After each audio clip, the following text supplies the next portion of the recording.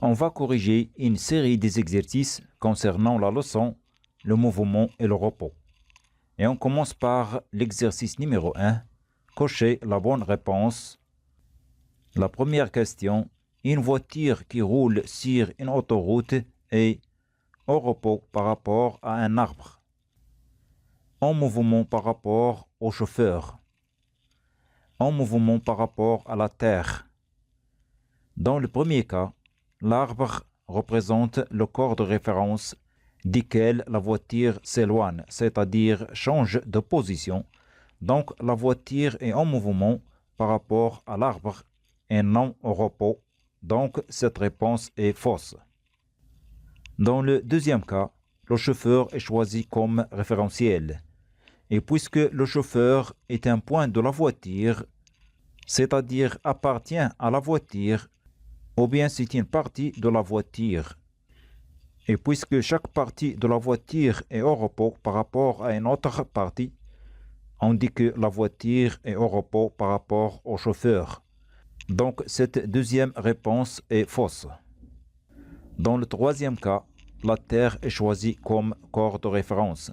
Et puisque la Terre est fixe et la voiture change de position par rapport à un point de la Terre, donc une voiture qui roule sur une autoroute est en mouvement par rapport à la Terre, c'est la bonne réponse. Deuxième question, la trajectoire du mouvement de la ligne autour de la Terre est circulaire, rectiligne ou bien curviligne. On sait très bien que la ligne tourne autour de la Terre d'une façon régulière. Donc, les positions de la ligne ne peuvent être décrites ni une droite, ni une courbe quelconque, c'est-à-dire la trajectoire de la ligne ne peut être ni rectiligne, ni curviligne, mais disons circulaire. Donc, la bonne réponse est circulaire. La question numéro 3. L'ensemble des positions successives occupées par un point d'un objet en mouvement se nomme mouvement, ou bien se nomme trajectoire, ou bien se nomme parcours.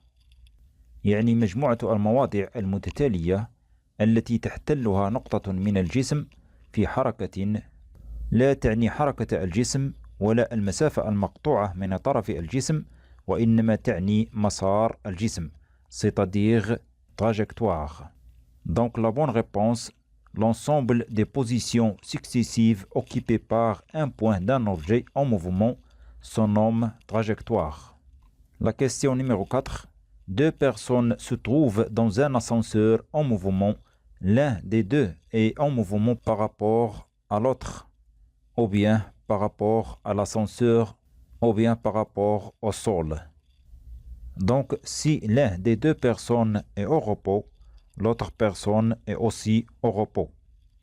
De même, si l'ascenseur est au repos, les deux personnes sont aussi au repos. Donc, lorsque l'ascenseur est en mouvement, l'un des deux personnes est au repos par rapport à l'autre, et aussi au repos par rapport à l'ascenseur. Donc, la bonne réponse est deux personnes se trouvent dans un ascenseur en mouvement. L'un des deux est en mouvement par rapport au sol. C'est la bonne réponse.